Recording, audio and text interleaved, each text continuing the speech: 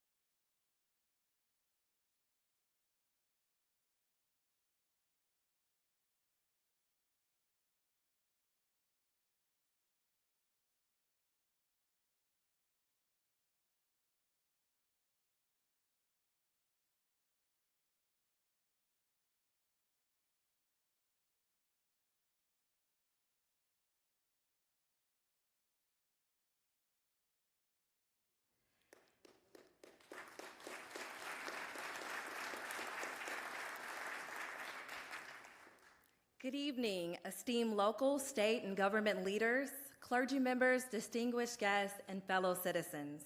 I am Caitlin Billups, and on behalf of Mayor Mike Duggan, our pastor Richard R. White III, and the Dexter Avenue Baptist Church, we welcome you to the 2024 State of the City Address for Detroit. Tonight we gather within the historic Dexter Avenue Baptist Church, which recently celebrated its remarkable 105th church anniversary. This institution stands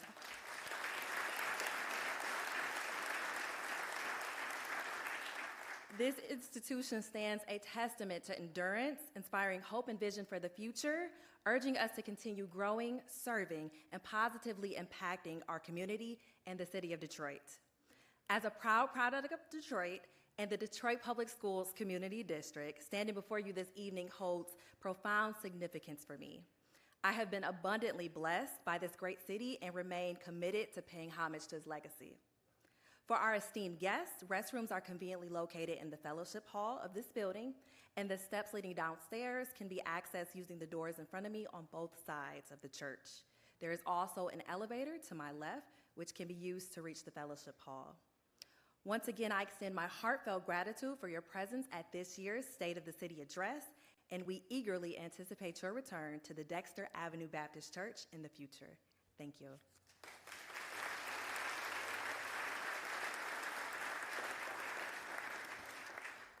Let us pray. Lord, we come to you right now and we thank you for this day and for all of your many blessings. God, we thank you for allowing us to be here in Dexter Avenue, on Dexter Avenue, to hear our mayor and the progress of our great city. God, thank you for the 139 square miles and the over 500,000 residents of every age and stage that make up our great city of Detroit, because there is no city like the city of Detroit. God, we thank you for Mayor Duggan as he serves as our Chief Executive Officer for our city and oversees all the city's departments. Thank you for Deputy Mayor Todd Bettison and for all 9 city council members, 14 district managers, 11 police commissioners, our police chief, fire chief, our city clerk, and all who work with our mayor that we can continue to move our city forward with development and opportunities for all Detroiters. Thank you for all those who work within our city with a spirit of excellence to make our city great. God, we thank you for Mayor Duggan and all the great accomplishments that you've allowed him to do in this city. We thank you for how our communities are being strengthened and the homes that are being developed to provide safe, clean, and affordable housing for the residents of this city. God, we thank you for the businesses that are coming to our city that are providing jobs for the residents of Detroit, that allows them the resources to take care of their families. Lord, thank you for all our teachers and educators in this city that teach to empower and equip the next generation of leaders. Thank you for all houses of worship that provide faith, love, and hope to our city.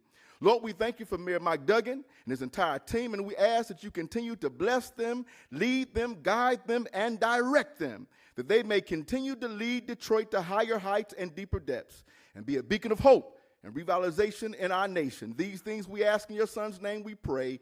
Amen.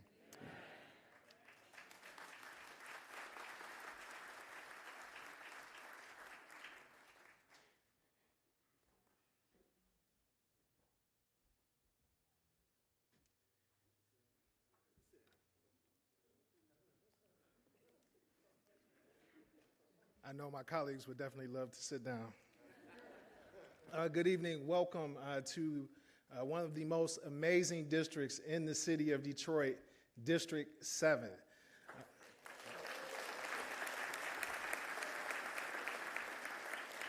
I would first like to thank Pastor White and the historic Dexter Avenue Baptist Church for hosting the State of the City tonight. Thank all who are in attendance, the administration, Chief James White, and many other elected officials. To be very brief is to let you know, though, you are now in one of the areas of the city of Detroit that has grown the fastest over the past few years.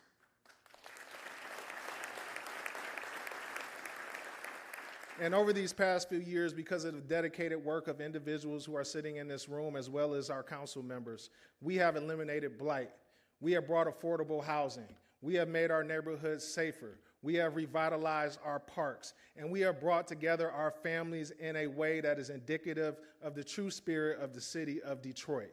We are that phoenix that has risen from the ashes, and what you will view and hear tonight will show you how far we have come. So again, God bless you all. Welcome to my district, District 7, and I hope you enjoy.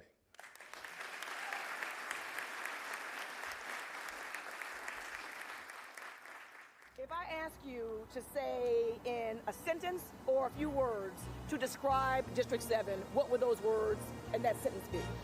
It is the most dynamic district in the city of Detroit. It is just full of resilient and strong people that love their city and that want to see it continue to move forward. District 7 makes up some of the most dynamic neighborhoods you can ever see. Russell Woods, Franklin Park, Far West, West Outer Drive Collaborative, Barton McFarland, Littlefield, as well as DeSoto Ellsworth. So I can go on and on, but just great community and great folks. I just think it's such a rich history here, District 7. Like, we're blocks away right now from Dexter Avenue. A lot of minority small businesses started right here on Dexter. So just a lot of rich history amongst the residents, amongst the people, amongst business owners, and it's just a great level of togetherness. When you walk through the neighborhood and you take it all in, what runs through your mind? We got work to do, but we've come a very long way. We're starting to see new development come into our community. We're starting to see some of the blight being removed. Some of the old abandoned houses are coming down. And it's giving our neighbors a better sense of their community. Yeah. I grew up here too, so to represent the same area that I grew up in and be on council now is just amazing to be part of the transformation and to see how far it's coming along. $40 million that will go here to help revitalize and fix our infrastructure here in the Far West area is just a start. The progress that's been made in our district over the last 10 years has been pretty significant. We are now revitalizing Dexter. We'll have a brand new streetscape coming to Dexter. We are now going to be opening up 2 brand new recreation centers, a $20 million recreation center in partnership with the Detroit Pistons, and not far from here, an $8.5 million recreation center at the Dexter Elmhurst Community Center. But we also have new development relative to jobs, and we're bringing jobs back to our community. The old AMC site is now going to be the home of a manufacturer that'll have close to 400 new jobs for residents. The future for District 7 looks very bright. I want to thank every single resident, every single block club, every single community association and organization in District 7. You make District 7 what it is. You make District 7 strong, and you are one of the reasons that we continue to build District 7 block by block. I'm Detroit City Council member Fred Durhall, and welcome to my district, the dynamic District 7.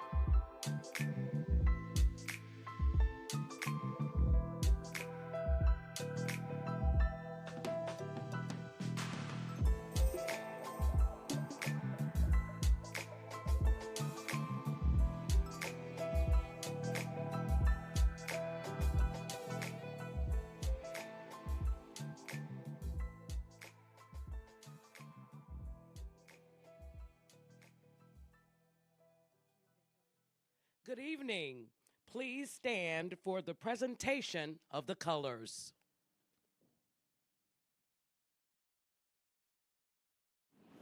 Left, right.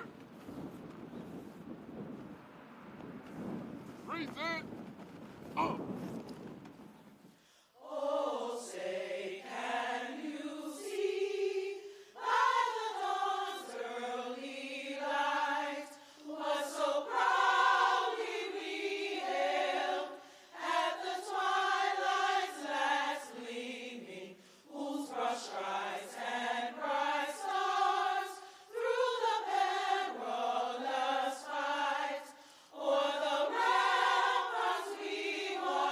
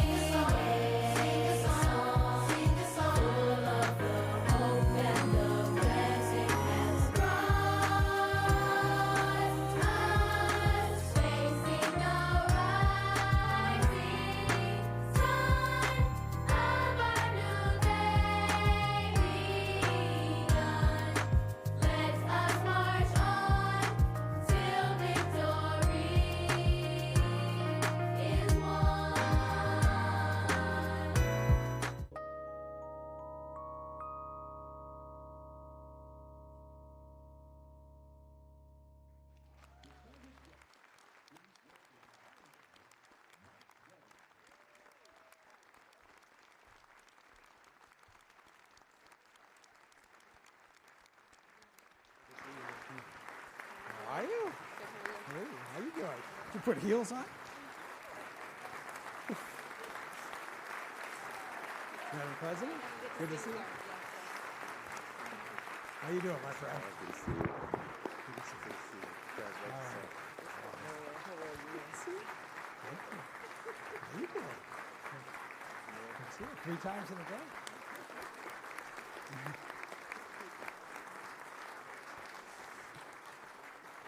All right. Well, please sit down, and thank you for that welcome.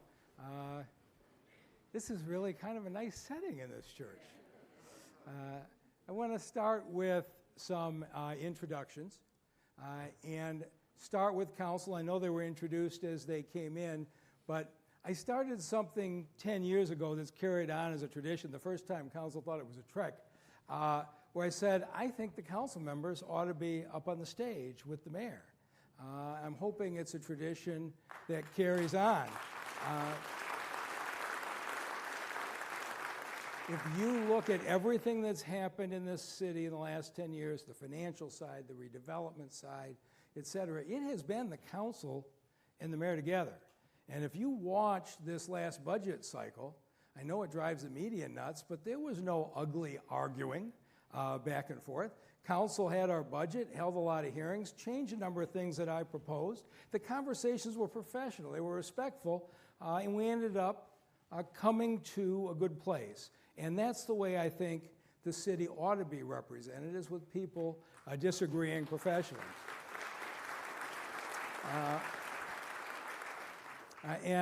Madam Clerk, you have a huge job this year with the 2024 presidential election, but we are all still very proud of the job you did in 2020. I think you had 5 separate lawsuits, and every one of them confirmed you ran a fair and accurate campaign. You have an even bigger job this year with all the early voting days, and I want you to know every member up on the stage is going to support you, so you have the resources you need to run as great an election this year as you did 4 years ago.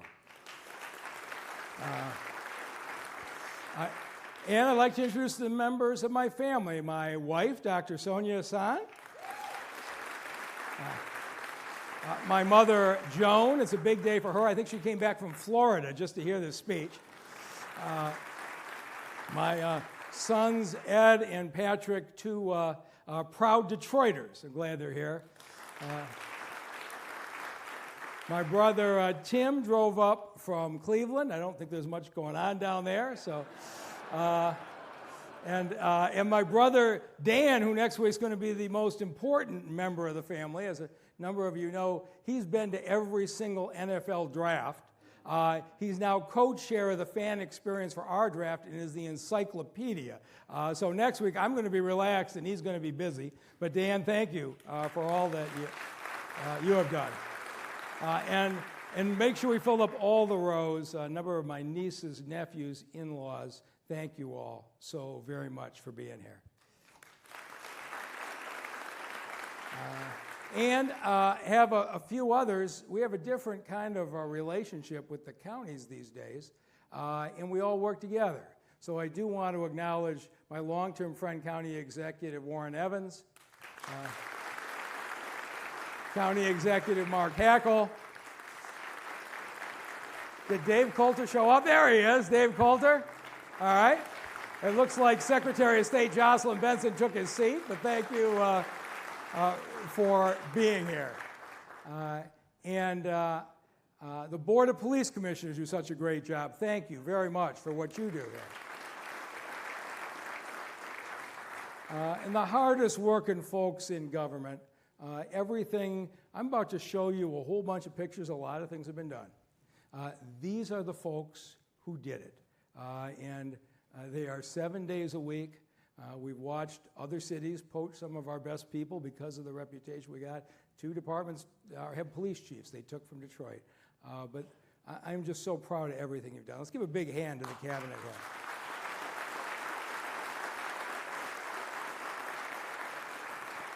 head. And Reverend Richard White and the Dexter Avenue Baptist Church.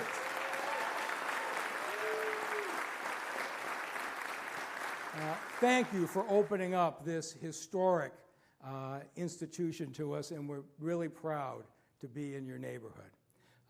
And for the folks who are joining us at home, both Detroiters in residence and Detroiters in your heart, thank you for joining us here tonight. We are at Dexter Avenue Baptist Church in the neighborhood, and it's not normal for a mayor to do his State of the City speech in a neighborhood, but for me, this journey started in the neighborhoods. When I announced I was running for election in 2013, pretty much nobody thought I could win, including Mother Bernice, who's cheering for me now. And an interesting thing happened. People started inviting me into their homes. And in 2013, it was a depressing time. Tens of thousands of people had cleared out the city, left their houses behind. And as I went into these living rooms, that's what I thought I was going to find. But you know what I found? The people who invited me were the ones who were going to stick and stay. They wanted to have a future. They told me about their past, their family's history, their aspirations. Many of these nights went on for hours. And the thing they would say is, our neighborhood's been forgotten. That's what I'd hear every night, 250 times. I'd say, what do you mean by that? I'd say, well, look out there. There's illegal dumping. Nobody's picked it up. There's open abandoned houses. Nobody cares. You dial 911. The police don't show up. The ambulance doesn't show up. The alleys have been filled for a decade, and the street lights don't work. And it didn't matter whether they went far east side, west side, southwest.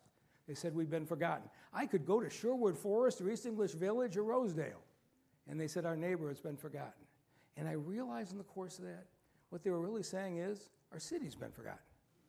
And it hurt, and it was forgotten. After what Detroit did for the world in World War II, what we did to build the middle class, when things started to go south, the manufacturing industry left, the business community left, Lansing turned their back on us, Washington turned their back on us, it seemed like the country forgot about us, and that maybe hurt the most. And so I think about that day, those days when this much younger version of me sat in those rooms 10 years ago, and I think, for all of you who thought America forgot about us, they haven't forgotten about us anymore.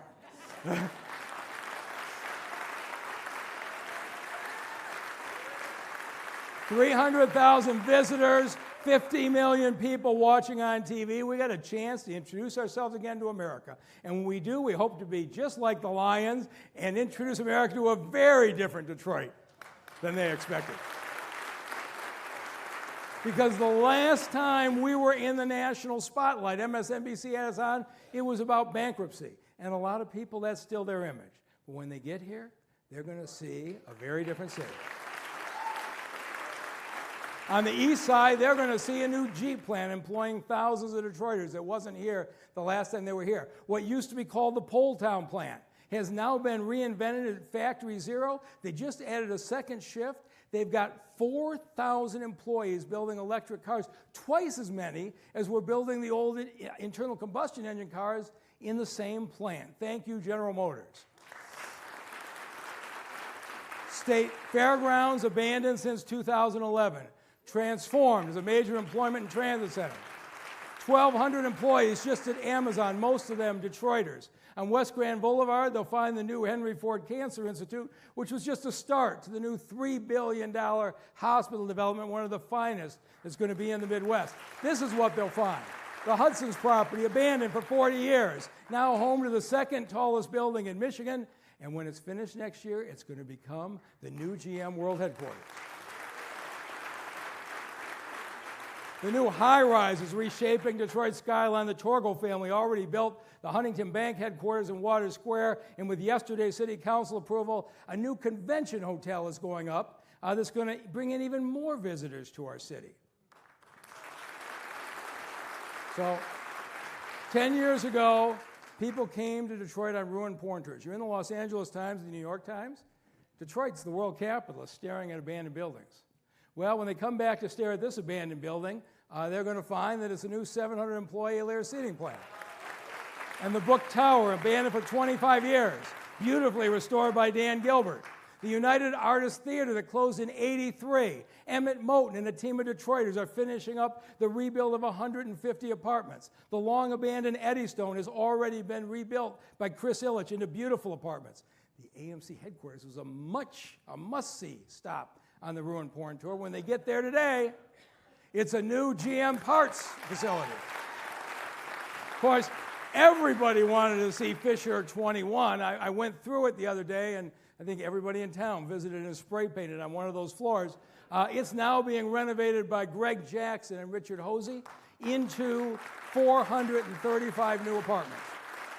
And of course, they'll want to see the abandoned Packard plant that stopped making cars in 1956. But more than 60 years later, it's now being demolished, and we're saving the front as part of an historic site, but it will be a new auto manufacturing site. They won't even be able to look at the Packard plant anymore. So this year, when they show up, we're officially declaring Detroit's Ruin Porn Tours canceled. Instead of Blight, they can visit Beauty, like they have on the new Riverside Park. DTE took this eyesore on Grand River and built Beacon Park. Our industrial riverfront, as you all know, is now rated by USA Today the finest river walk in America. That's what they're going to find. And our visitors are going to find another dramatic change. Our financial condition. All the national stories, debt, bankruptcy, and the like, they didn't pay attention for us for a while. But last month, Detroit returned to investment grade status for the first time since 2009. And the members of City Council had an awful lot to do with that.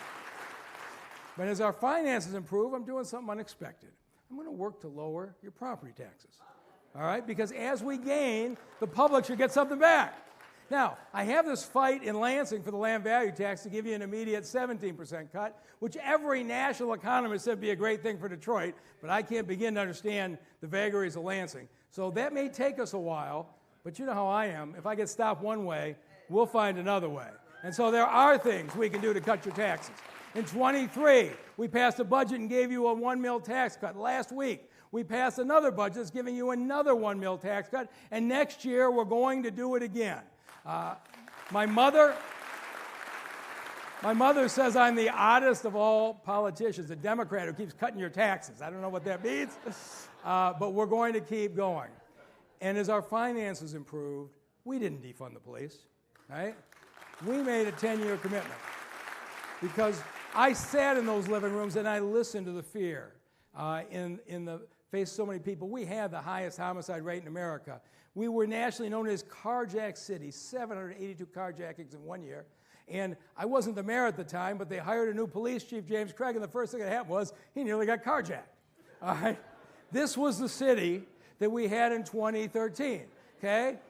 And so we know what happened. Pay and morale was bad. Officers were leaving. But what we said is we're going to do what our citizens want. We invest in our police with $10,000 pay raises, which our officers deserve. We put 230 more cops on the street. We invested in technology, creating one of America's most advanced real-time crime centers. We got great partners like Dawn Eisen and all of the federal agencies who are leading the One Detroit Force that's helped bring down the violence rate in the city. County Executive Warren Evans and Judge Frizard, Judge McConico, Prosecutor Kim Worthy, we had 3,500 people charged with gun crimes who were wandering the streets because the courts had been shut down. They all came together and cleared out that backlog and are a big part of our success. And here's what happens when you all work together. Homicides are down to 252.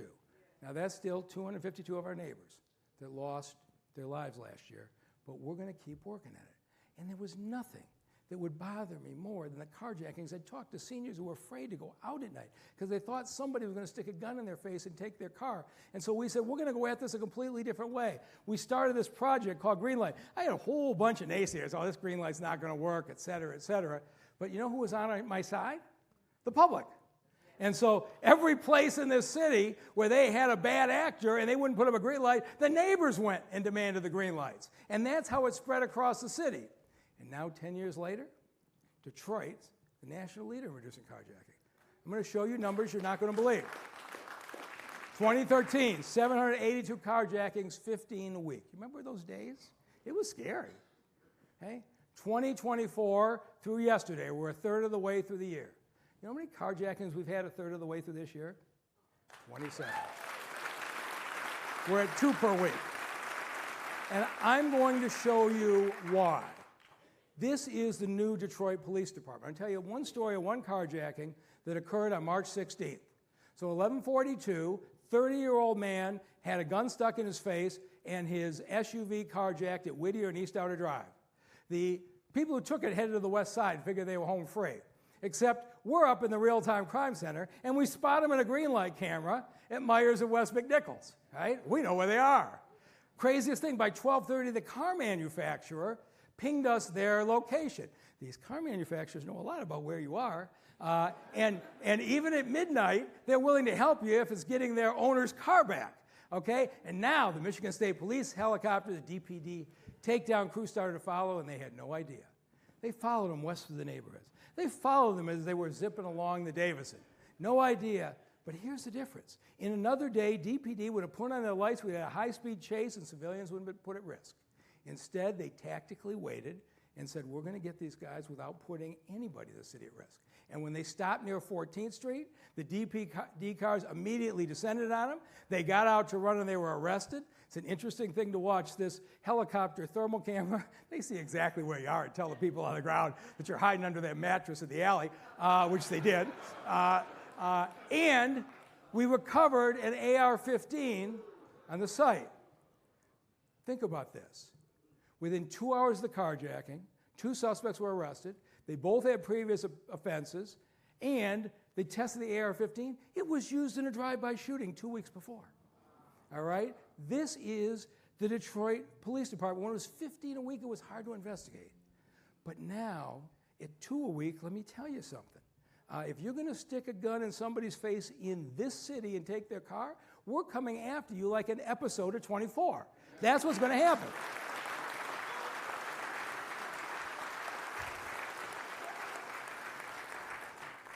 And so then they went to find safe haven on the freeways. They figured out the freeways, the only thing's not having a camera, and so now we got people settling their beefs on the freeways. And so next month, we are installing a camera network across the freeways in the city of Detroit. And here's an area where Lansing did come through. And I want to thank Governor Whitmer, Representative Karen Whitsett, Representative Angela Whitwer, Senator Sarah Anthony, and a Republican, Mike Mueller. Bipartisan group pushed this through. We're going to make the freeways safe again in this city. So thank you for all the help we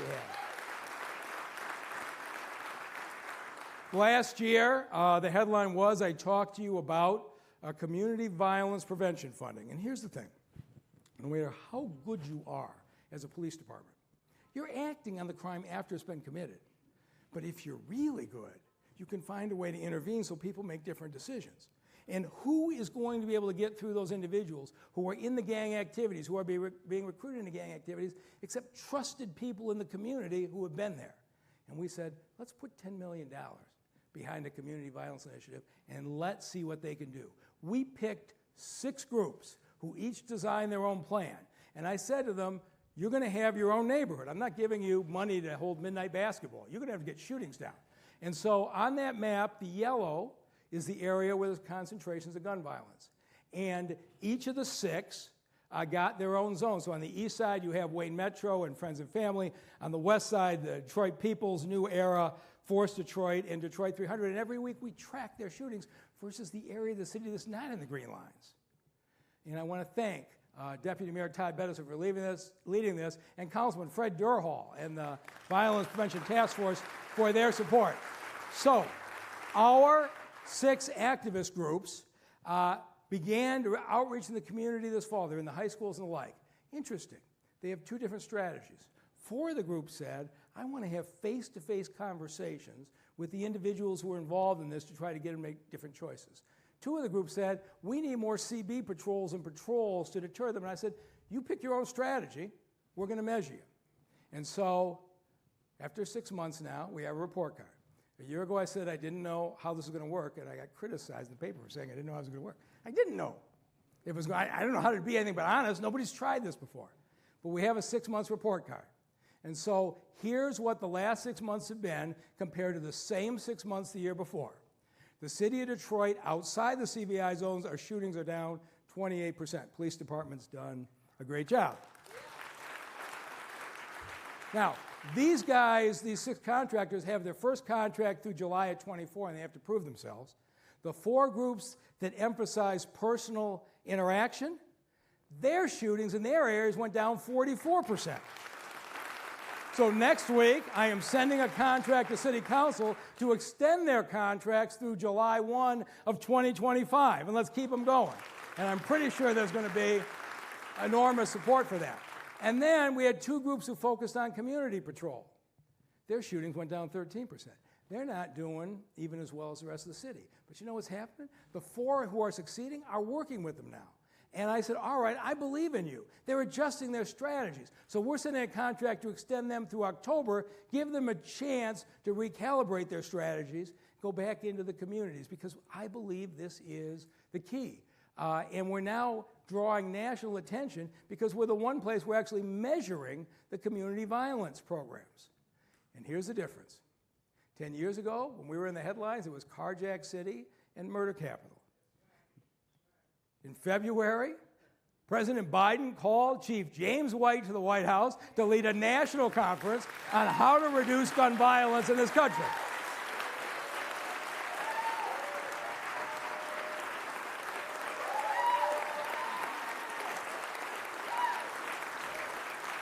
America's not ignoring us anymore. But we got a long way to go. This city is way too violent. We have to do this year after year. And so last year, those were good numbers that went down. How are we doing through the first, basically third of this year, through April 16th? Homicides are down another 27% below last year's level. Shootings are so far down another 23% from last year. And carjackings are down another 45% from last year. If we keep this strategy of strong law enforcement and community prevention and do this year after year, we're going to get to the city that we all want to see. And I want to say thank you to our leaders, because we're going to need help from the state in a public safety trust fund. We are funding this community violence with American Rescue Plan money. There ought to be a permanent commitment. I want to thank Speaker Joe Tate and Rep. Alabas Farhat, who are pushing that trust fund in Lansing right now.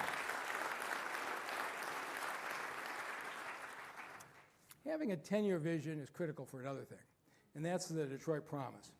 When I was 6 or 7 years old, my mom and dad told me, you get old enough, you're going to go to college. It's there for you. And I grew up as a kid thinking, if I wanted to go to college, it was available. We have a lot of families whose kids would never think that. And if there's one thing I wanted to do, I wanted to change it. There are so many smart kids in this town, 6, 8, 10, 12 years old. It never crosses their mind they could go to college. We've changed that.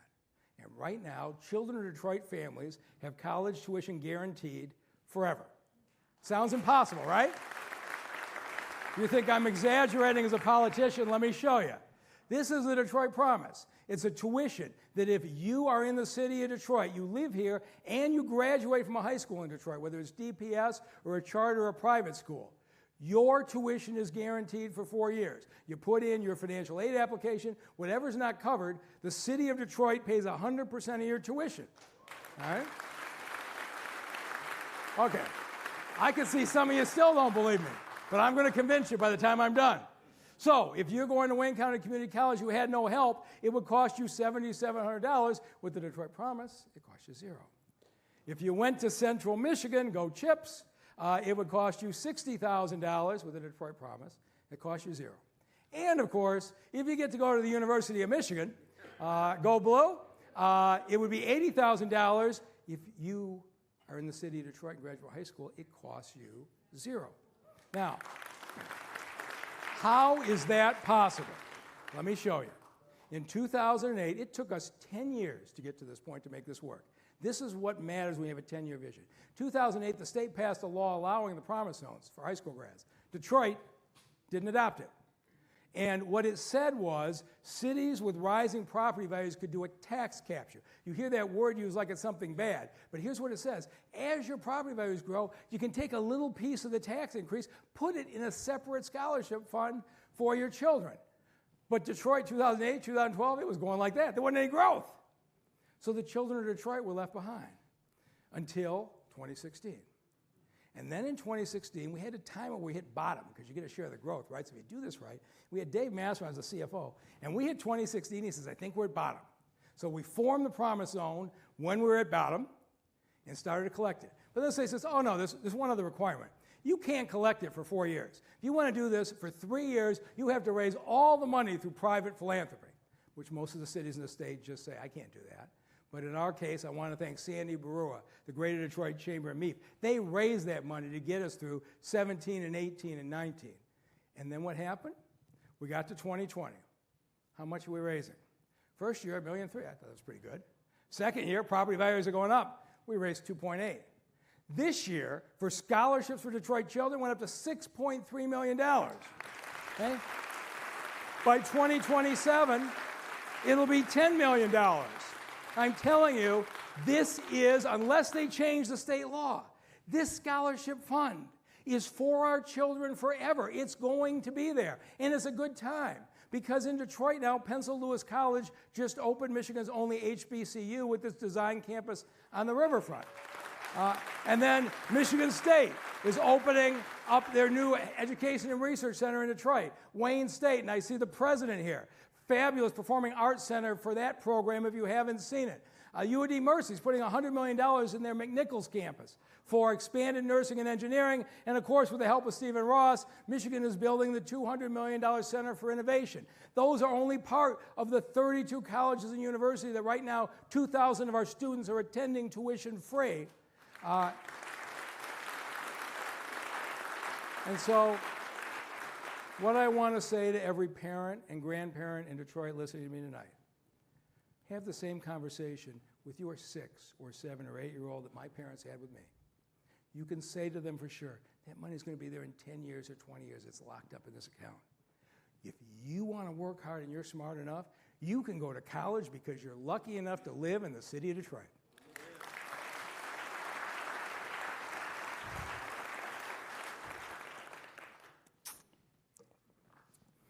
If you want to really talk about our children's long-term interest, we need to do something on climate change, right? I know people in Detroit don't normally think about that, but you've seen the flooding, it's impacting us. And so I had this plan that said we could convert 127 municipal buildings to solar energy. And I want to thank Scott Benson and the Green Task Force who supported us on this. But again, this is hard. So we started in 2016, we opened a solar field. You know what? It wasn't economically cost effective. I said, okay, I tried. I've made a number of mistakes over the years, as you know. So 2022, Joe Biden signs the Inflation Reduction Act. It cuts our cost of solar by 30%. Now, we can build solar fields and pay for them and be comparable on our costs to the $8 million a year we're paying DTE to run our buildings. All right? Does Detroit care enough to be leadership on climate change? We're going to find out in May when I send this to City Council. So in last June, I said to the neighborhoods, you can apply. I would like to have 6 solar fields on 250 acres. And we got neighborhoods where people love their homes, but the horrible blight nearby just depresses them. We got neighborhoods where I said, okay, put your solar field there in the blighted area, and we'll pay a community benefit of $15,000 a house to put windows and furnaces in your house to the nice neighborhood next door. Who wants that agreement? And I just let people choose. This is a chance for Detroiters to decide for themselves. No one is going to be forced to sell a home that they live in. We're not doing that, all right? Owner-occupied houses, we offered a minimum of $90,000, and only if the homeowner wants to take it. And when you're in the only house on the block, a bunch of people want to take it. Okay? Landlords, vacant landowners get fair market value. Renters love this deal, 18 months free rent, and we move them. So what happened on the competition? Well, the neighborhoods that were going to get the $15,000 came forward. 8 neighborhoods made the finals. I don't know if you can see it on this map, but those 8 zones are spread from the west to the east. But rather than me tell you their story, I want you to hear their story from them.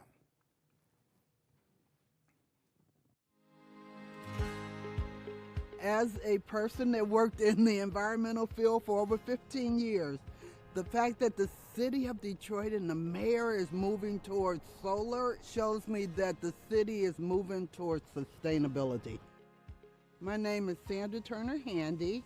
I'm the president of the Denby Neighborhood Alliance. Our community applied to be one of the groups for the solar parks. The solar panels will actually start at the back of my house. That's awesome because for so many years I have been able to look out of my back bedroom window and see nothing but vacant land. When we repurpose it into active use, that's perfect for our community. My name is Donna Anthony. I live on the east side of Detroit in District 4. I know having the solar panels, this will bring us closer together. How long you been in the neighborhood? Oh my God, 30 years? This is where we want to be as a city. We have been meeting with the mayor for over a year. I learned that it's a good beneficial thing for me and my neighbors. Our homeowners will be able to get a certain amount of money to do energy upgrades to their homes. That's a win for everyone. These are things I couldn't afford on my own. I don't have big income to replace a $10,000 furnaces or a roof. This solar panel project is a definite plus for our community. This is the neighbors saying what they want. So, what happens now? Next month, I'm going to send the first 3 winning neighborhoods up to City Council and ask them to give us authority to acquire the land. I'm going to send contracts for 2 solar companies. I don't just want 1 solar company. I want 2 that have to keep competing against each other to each do half the fields. And in early 25, send the next 3 neighborhoods after we've had a chance to acquire the first set of land. And I'm already hearing from some of the council members they'd like all 8 to win. And it's possible that could happen. In 2026, if this is working well, we could take the street lights and put them on solar power and add the other neighborhoods. I am so tired of politicians talking about climate change and not doing a darn thing. They're basically filling us with a lot of hot air. In the city of Detroit, we're actually going to take action and take the lead.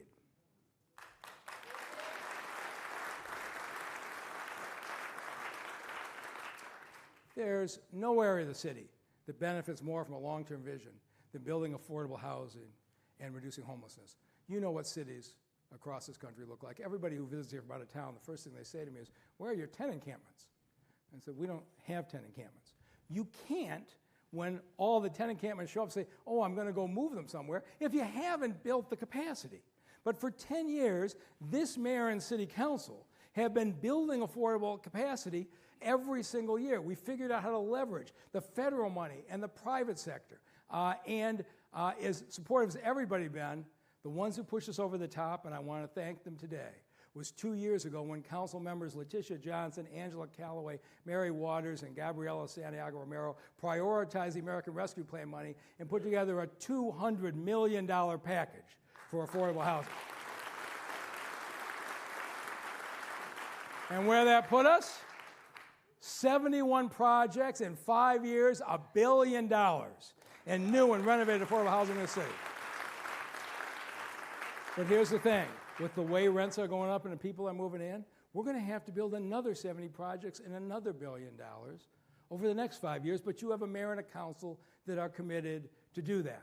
But there have been a lot more strategies. Council President Mary Sheffield sponsored a program for legal representation for our low-income tenants facing eviction. If you are being evicted and you want a lawyer, show up at your court hearing, whether it's on Zoom or in person, and there will be a city lawyer there from right to counsel to represent you. There are some individuals that don't want to be under a roof for whatever reason. It may be a mental health issue, an addiction issue, something about their situation, but our HAND network just does an outstanding job of providing service to the folks on the street.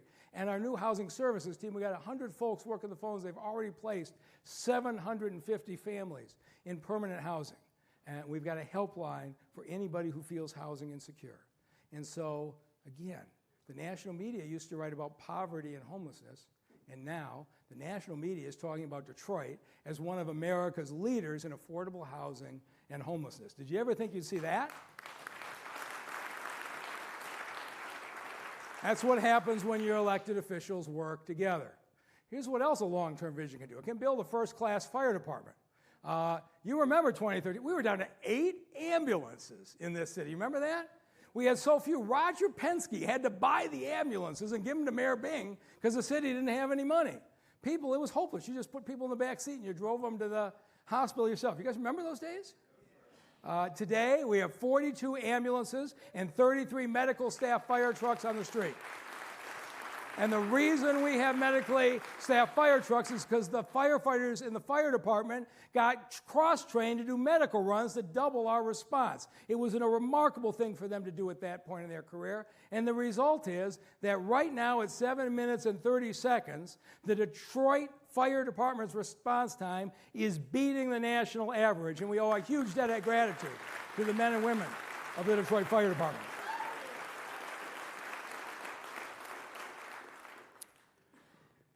We also have made a commitment that as all those companies came back, we had to make sure Detroiters got the job.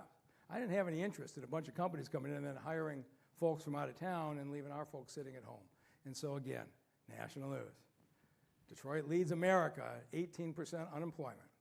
Well, we changed that a little bit. Last year, we had the lowest unemployment rate in 23 years, dropped down to 7%. It was a lot of years and a lot of work. But the reason is that Terry Weems and her team are making sure Detroiters get those jobs. And today, every single Detroiter who wants to work, we have jobs available for you today at Detroit at Work. We've never had that in my lifetime. And if you don't have the skills, because of President Biden and the American Rescue Plan, we set up $100 million in adult scholarships so that you can take them. 200 Detroiters have been paid $10 an hour, already got their high school degree. 800 more are enrolled. It's an interesting thing. You want to go work at the Jeep plant at $60,000 a year, they won't interview you without a high school degree. Our folks were being held back. Now we'll pay you $10 an hour, go get that degree, and open up your opportunities. Our Skills for Life employees, these guys are my favorite. They are out there busting their butts, cleaning the worst part of the city, and we have a deal with them. We'll pay you 3 days a week to do the hard work on the city. The other 2 days a week, we'll pay you to go in a classroom and get a skill so you can get a different job than this. And now, you would think that they'd be kind of demoralized. They are. Every time I see them, I stop and get my picture taken, and they all want to tell me, I'm getting my CDL license, I'm getting my brick mason training, I'm getting my electrical worker training, I'm going to be a nurse assistant. You hear their dreams. They're doing good work for the city. And now, we've got our grads, and see, these are some of the most special days when some of our folks come in and say, sorry, I'm leaving you. I got a job with a big raise, and I'm happy for you. And we start again. And we've had so many people help. Detroit at Work, 120 call center jobs, JP Morgan Chase. Hiring people to work out of their houses, $24 an hour with benefit. And I was at a national conference with Jamie Dimon. He announced that the Detroit call center takers out of their house were beating JP Morgan's national standard for call center quality, and they were going to continue to expand. Now, I came out of the meeting, and the CEO of Verizon, who's somewhere from Europe, came up and said to me, I can start a call center in your town. And so now we're going to be the place that attracts, because we have great talent in these cities.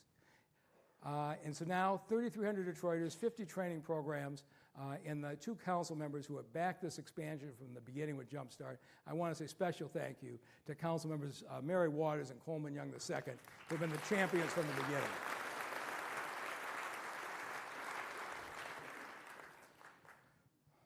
So you got 9 centers. We're waiting for you tomorrow. After 10 years, we haven't solved everything, and we got to get on this bus system, and we're going to do it this year.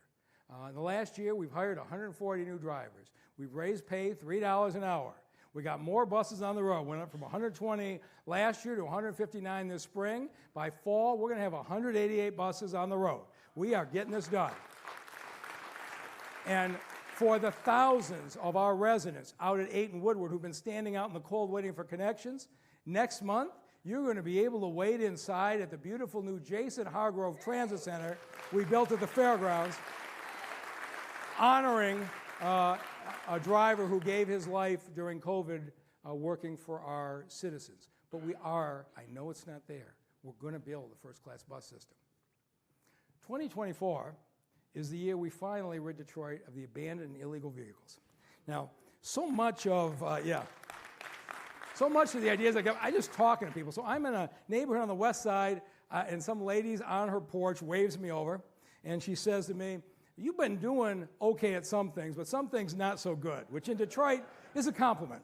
And so I said, okay, tell her what I'm not doing so good. And she says, that car across the street with the 2 flat tires has been there for 2 months. She says, and 3 doors down on their vacant lot, they parked a semi-truck. She says, my daughter lives in Farmington Hills, and when the grandkids come, they say, Grandma, why are there abandoned cars and trucks in your neighborhood? Now, she said to me, do you think there's any abandoned cars and trucks in the neighborhoods of Farmington Hills? I said, no, ma'am, I don't think there are. She said, so why do I have to do it? So I said, all right. And so we've got 20 municipal parking officers now on the streets in this city. They are ticketing. You've seen them out there, 48 hours to move your vehicle. The interesting thing is municipal parking didn't have the legal authority to go on private property. So Chief White says, I'll take it on. We gave him 12 more code enforcement officers. All right, and now he's going after the sites like this on the private property. And here's what we're focusing on your private, and this is a problem. I've already got some calls from some council people who say we're being mean to people. We got a call from a council person where we took 23 cars, including 5 stolen cars off a site. The council member wanted to know why we're being mean to them. But we are going to do this. Multiple vehicles stored on the lawn, we're going to prioritize. If you're fixing your own car in your backyard, nobody has an issue. You can't fix all the neighbors' cars, all right? And commercial vehicles stored on residential property. That's what we're doing. Now, on private property, I know this is new. It's going to take time to adjust. You have 2 weeks in that case.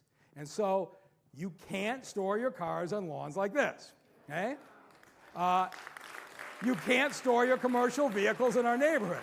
You can't store your whole fleet of commercial vehicles in our neighborhoods. You can't store our semis in your neighborhoods. I take all these pictures myself driving around on the weekends. My staff loves the Saturday morning texts. And you can't store the semis in your neighborhood even if you build a fence around it, okay? Okay, you can't turn a residential neighborhood into an industrial zone by building a fence. These will be ticketed and they need to be moved. We are going to give the residents in these neighborhoods the quality of life that they deserve.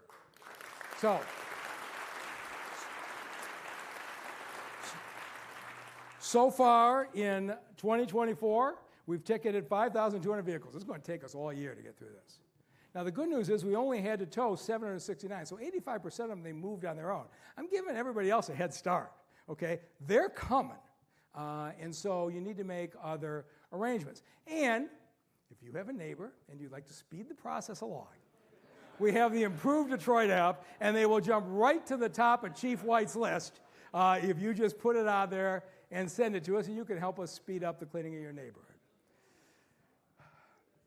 There are many communities, and I'm going to talk about something we don't often talk about, which is the history here. There's many communities in the last century that helped build this city, and they always commemorated their community. The French have got statues of Cadillac and Father Gabriel Richard, the Irish Father Clement Kerm, the Polish erected a statue to General Kosciuszko, the Armenians to Father Gomidas Vardabed, and of course the German Americans had their hero whose statue sits in Grand Circus Park, Mayor Hazen Pingree. And we should celebrate those groups and what they did. But 2024 is the year we're going to make the same commitment to Detroit's Black history. All right? And we're going to start at the Brewster Rec Center, which is a childhood center of many Detroiters, including Diana Ross and Supremes, that came out of the Brewster neighborhood. And it was the training site of Joe Louis. It was closed in 2006. And I was pleased to read in Sports Illustrated, this is when we get national publicity, that it's being demolished in the city of Detroit. Every time we get national coverage, right? So we're not doing that. And so with the help of MHT and Bishop Charles Ellis, who's here today, that center is being restored, including Joe Louis training ring.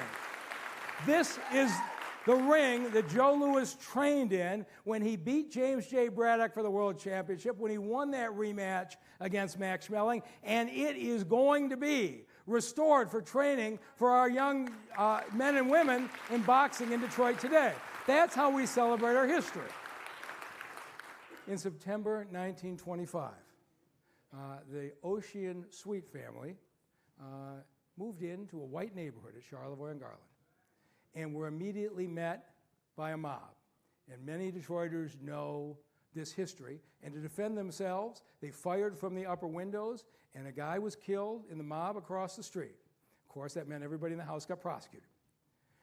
And the NAACP brought in Clarence Darrow in one of the most famous cases in the country.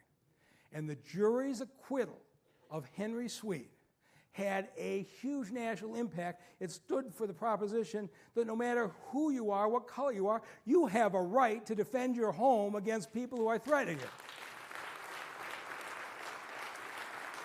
When I was the prosecutor, there wasn't even a historical marking in front of it. I got that done when I was a prosecutor, but I'm pleased to say today that Dan Baxter and the family, who have had the house since the Sweets left, are restoring it, and across the street, the houses there are being restored by the city to the facade of 1925, so this neighborhood will look like it did back then. And I want to thank Councilmember Letitia Johnson, who has backed us from beginning to end on this process, because we are going to build an historic destination worthy of these events. And I want to be a city where people want to come and hear the history. Before the Civil War, Detroit played a crucial role in the Underground Railroad. Escaped slaves were guided through the country to the Detroit River, went across the river by boat to Canada. And the site was known as Freedom Point, where they left America. Right now, behind the site of the current Wayne County Community College District. And I'm really pleased to say that Reverend Wendell Anthony and Dr. Curtis Ivory have launched a campaign to build a major memorial to honor the stories of these brave men and women. I look forward to the people of the city of Detroit getting behind this. It's a story that needs to be told. But Detroit's future to me always comes back to where I started, to the neighborhoods. And I keep thinking all these people have said, my neighborhood has been forgotten. And I kept going back to the people who said, you've still forgotten me, which I heard in 2015, 2016, but Detroiters are not shy about telling me how I'm doing. The Midwest neighborhood always had that to say. Over in the Tarman and Livernois area, they're looking out at an industrial area like that. They thought they had no hope. And Barton McFarland's got some beautiful homes. They're looking out on this industrial area. In fact, there's a whole bunch of neighborhoods over in the 96 Livernois area that are being depressed by that industrial site. But we looked at it and we realized Conrail still owns 7.5 miles of abandoned railway through the middle of that blighted industrial site. And we looked further, we said, you know what? We could have that be the basis of a loop to go around the neighborhoods all around the city. And so we bought the Conrail property. Okay? I know it's not usually what mayors do, but we thought we could change things. But instead of having the city planning department sit down and plan what we're going to do in people's backyards, we brought in the neighbors. And for months, the neighbors sat in the room and designed what they wanted to see in that greenway. And this abandoned site on Warren in 2017 looks like this today.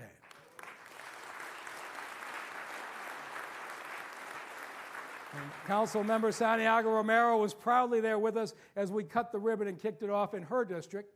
And then we're going to keep going. We cleaned out 30,000 abandoned tires and replaced them with this greenway that was built to joy. And now it's going to be $100 million just in the 7.5 mile stretch, but we're now building all the way to Fullerton. And here's the part I love. I drive down these streets. The neighbors are fixing up their houses. I got out and I talked to one lady. She said, my backyard used to be abandoned tires, and now it's a beautiful park. And you're seeing the property values take off. People who thought their neighborhoods were forgotten and that the city didn't care. We're proving that we do care and that every neighborhood really does have a future. And so this is where we'll be by the end of this year and filling in the holes.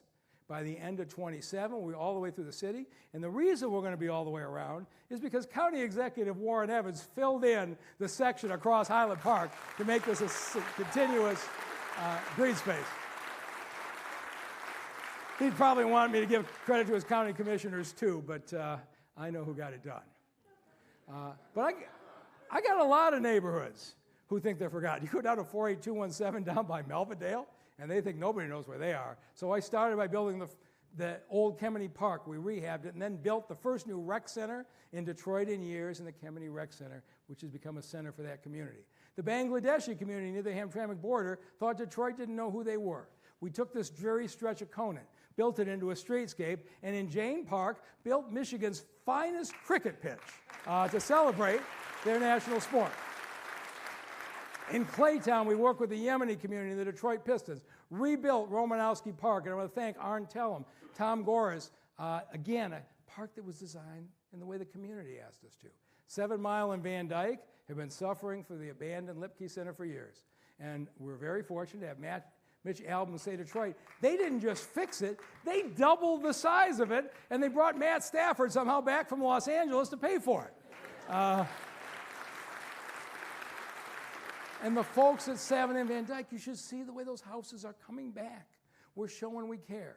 Of course, the folks by the Detroit incinerator said, you don't care about us, we're breathing these fumes. Well, we knocked the incinerator down, and we're putting the property to good use. Next month, we're opening our new animal control shelter with 200 units to help address our stray dog issue. Southwest Detroit, the community framework plan on West Verner, already led to a rebuilt Clark Park and the new 53-unit La Jolla Gardens affordable housing project across the street. We are going neighborhood by neighborhood. But nothing makes any neighborhood feel more forgotten than the blight of abandoned houses. And you know, for 10 years, I didn't care who criticized me. I was going after the blight, and I got a lot of criticism. But again, 2014, New York Times, I love when they cover us. We got to knock down 40,000 buildings. That's what they're going to cover. It's impossible, right? You can't possibly knock down 40,000 buildings. But I went to Washington over and over. I met repeatedly with President Obama, Vice President Biden. 4 separate times I landed funds. People were saying we were doing stuff wrong. The president, the vice president understood we were moving fast, and any mistakes we made were honest. They got us $265 million. We knocked down 21,000 houses in 6 years. But I didn't want to celebrate the ones that went down because we had lots of really good houses in these neighborhoods. And if you knocked out the burned out house next door, we set up a website to sell vacant houses. And they laughed at me when I said we're going to sell vacant houses in Detroit on the website. 5 years later, we've sold to rehab 12,000 formerly vacant houses. Like this house at 255 Newport that looked like that, and now it looks like this. And this house on 3 Mile that looks like this. And this house on Lake Point, nobody's going to fix that, right? It now looks like that. Instead of 12,000 holes in our neighborhood, we have 12,000 families who fixed up their houses and came back. And so I said, all right, 2019, we made a dent, the job isn't done.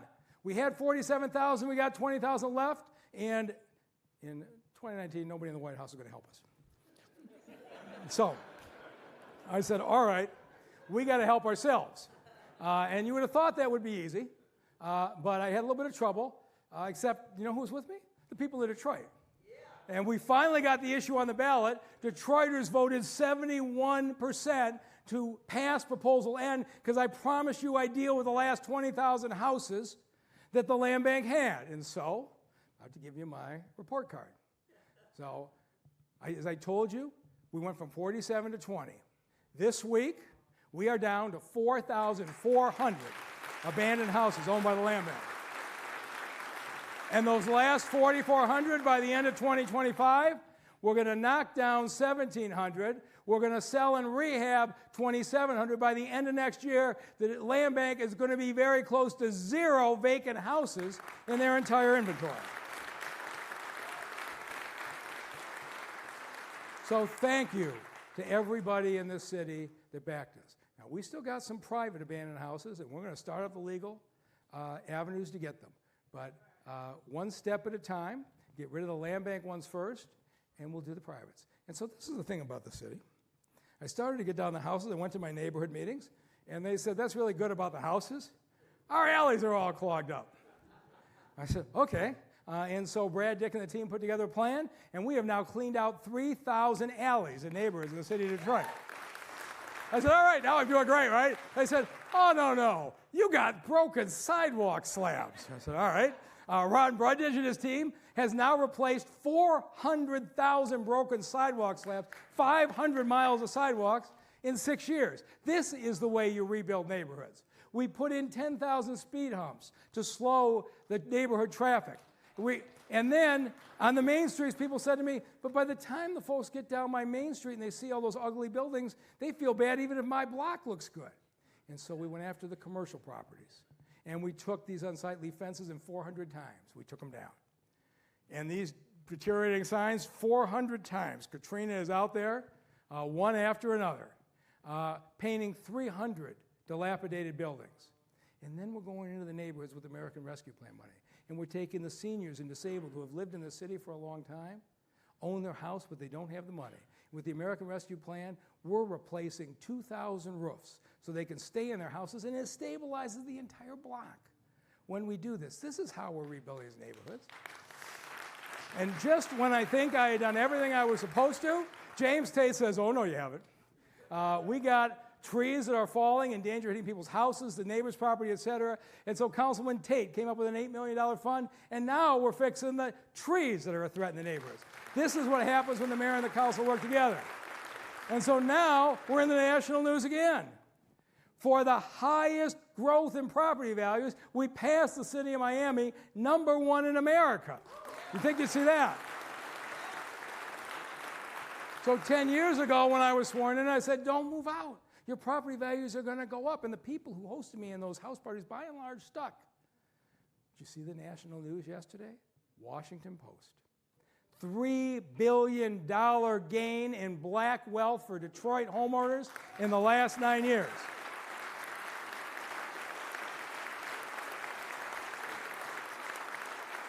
That's for the people who stayed. And the University of Michigan released a study. The whole city in 9 years grew from $4 billion to $8 billion, $4 billion overall. Black homeowners grew $3 billion. Interestingly, the highest percentage were Latino homeowners whose values tripled. They grew $400 million. And anybody who's been down the Verner corridor isn't surprised at what's happening. This is the city that we wanted to build where everybody benefits from the recovery. And the next time some out-of-town person comes in here and says to you it's all happening downtown and midtown, nothing's happening in the neighborhoods, you tell them the University of Michigan study has 4 billion reasons why that's not true. And I want to thank the 600 block clubs and community groups that have done this. This has been a team effort all the way. But I wanted to come back here on Dexter Avenue because this is the place where everybody said to me, this neighborhood's forgotten. And those here know the history. Half the businesses were wiped out in 1967 in the violence, and it deteriorated since. But the Russell Woods neighborhood next door still stood proud for decades until 2010 to 2013 with the financial crisis. The land bank had 15 abandoned homes in Russell Woods. If you've been in Russell Woods, it makes you cry that these abandoned houses are there. So instead of knocking them down, the land bank put them up for auction. And this house on Tyler that looked like that now looks like this. And this house on Davidson that looked like that now looks like that. And the neighborhood started to come back. And so we said, okay, but how about Dexter itself? Well, they said, let's start with Zussman Park. You think that's been forgotten? Now we've rebuilt it. It's beautiful. The In Harmony Cafe is now the home for a new thing. It's called the Dexter Avenue Business Association. It's exciting. And on the rundown commercial corridor, we started this week building the $10 million Dexter Streetscape. Sorry about the traffic out there today. And the abandoned St. Paul Apartments, Fabiola Florenville, just took those, and last week was approved. This abandoned structure on Dexter is going to be restored to 77-unit high-rise senior housing right here on Dexter. The overgrown recreation area at Dexter and Helmhurst is being made into a beautiful new park. But the heart of this area has always been the Dexter Elmhurst Rec Center. And through the years, there has one person who's been the champion. And I have to say, for the last 25 years of my life, my #1 critic has been Helen Moore. And you know what? Every time she brings me something, she's right. And so there's not an ounce of meanness in her. She wants things that are better for the children. And so I want you to show what happened as a result of Helen Moore's leadership. I'm Helen Moore, and I've been around a long time, 86 years old. They say I'm an activist. Some people say I'm a troublemaker, and I say I'm a child of God. I've been at the center about 50 years, Dexter Elmhurst Center, and I love the community, and I love being the president of this center. When the Dexter Elmhurst Center was open, the children were taken care of. It was wonderful, real vibrant. The city owned it, and then they gave it up, owned by the state. The state gave it up 2011, it was turned over to us. And that's when Helen Moore stepped in and started bothering the mayor about, we can't allow that center to close. When I think about the future of the neighborhood, I see that all that we did to bring the mayor in was worthwhile because he came over with his whole staff. And then he saw the dilemma of our community. The city is investing $8.5 million, and the people are looking forward to the changes. Mayor Duggan is a lifesaver for our center, and I thank him for that. But I'm still going to be the Helen Moore and push him forward. That's me.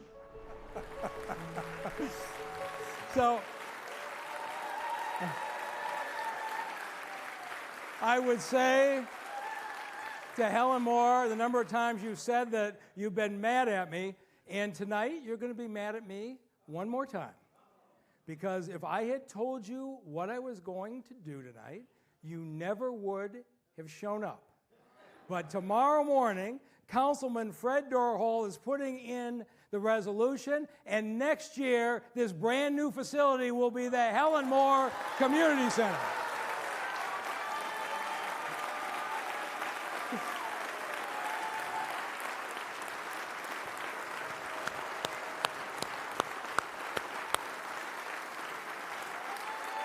All right. So Detroit, thank you all and have a great night.